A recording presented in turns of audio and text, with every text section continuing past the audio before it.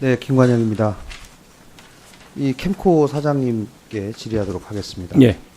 지금 캠코 설립법에 따르면 캠코의 설립 목적이 쭉 나와 있지 않습니까? 예. 부실자산 효율적 정리하고 부실 징후기업 경영정상 업무 수행하고 뭐 등등 합니다.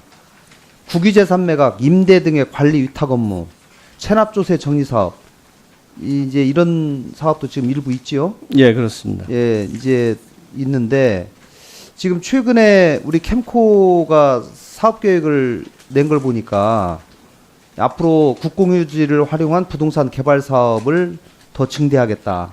예. 예, 그리고 내년부터 2020년까지 최근 12년 동안 약 6천억 원 정도를 썼는데 이제 이거를 더 늘려서 1조 한 2천억 가까이 쓰겠다 이렇게 얘기를 했습니다. 그리고 여기에 소요되는 기술자문위원회 위원도 대단히 늘리고 이렇게 되어 있습니다. 이제 본 의원은 이 사업이 이제 이 자산 관리의 이 방법에서 스킬에 있어서 익숙하지 못한 지자체를 예. 우리가 도와서 예. 우리가 가지고 있는 노하우를 활용해서 뭐 이렇게 하겠다 그런 취지 아니겠습니까? 예, 그렇습니다. 이제 그런 취지들은 제가 이해를 해요. 그런데 이게 우리 캠코는 국공유지에 관한 모든 정보를 지금 다 가지고 있잖아요. 예. 네? 그렇기 때문에 예를 들면 우리가 어느 지역, 어느 장소에 국고지가 있고 이 국공유지를 어떻게 개발하면 어떻게 될 거라고 하는 거를 어떻게 보면 다른 시장에 있는 사람보다는 훨씬 많은 정보의 우위 상태에 있는데 예.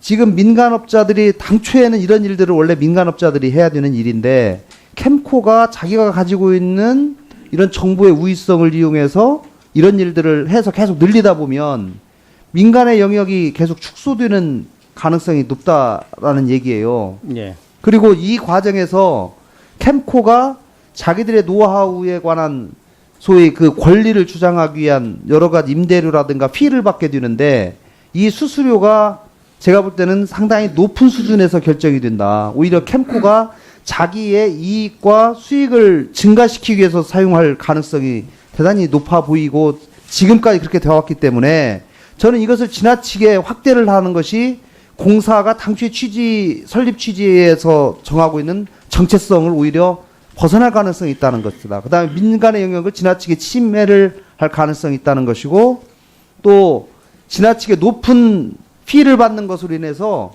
설사 하더라도 이 사업을 대부분 의뢰하는 부분이 공공부문 아니겠습니까? 예. 그러니까 공공부문의 그 사업으로 인한 수익이 제대로 돌아갈 수 있도록 캠코는 최소한의 수익률만 보장을 받고 이 일을 하는 것은 모르되 그 사업을 통해서 캠코가 굉장히 더 많은 이익을 추구하려고 계속 노력하고 사업을 증대시키는 것은 좀 자제해야 된다라고 생각이 드는 겁니다. 한번 말씀을 한번 해보세요.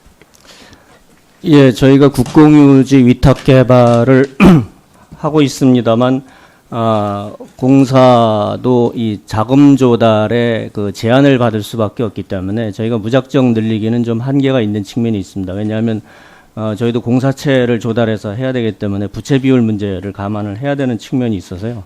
그래서 저희 그 자금 조달이라든지 그런 것들을 감안해서 적정하게 수위는 조절을 하려고 생각을 하고 있고, 그리고 그 임대료 수준은 저희가 이제 그 트리플 A로 이제 자금 조달을 받기 때문에 자금 조달에다가 그 플러스 알파 좀만 붙입니다. 그래서 저희가 수익을 뭐 일반 민간 기업처럼 수익을 극대화하려고 하는 그런 측면은 없다고 말씀드릴 수가 있고요.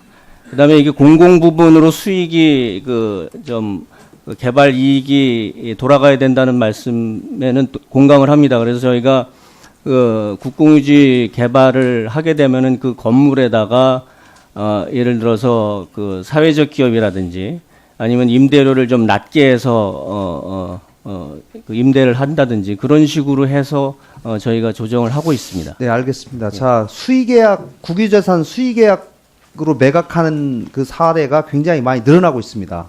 지금 최근의 사례를 보니까 건수로도 늘어나고 금액도 늘어나고 이렇게 했는데 이제 제가 이 수의계약에 관한 권한을 여러 단체들에게 주고 있단 말이에요. 예를 들면 보훈단체 같은데 이런 수의계약에 관한 요구할 수 있는 권한을 주고 캠코가 이걸 심사해가지고 하도록 되어 있는데 제가 이 수의계약을 권한을 악용하고 있는 상임금융회의 사례를 보니까 이 공무처에서 공문을 하나 보내요. 캠프에. 그리고 이 땅을 수의계약해주면 이 땅을 주인 목적에 직접적으로 사용하겠습니다.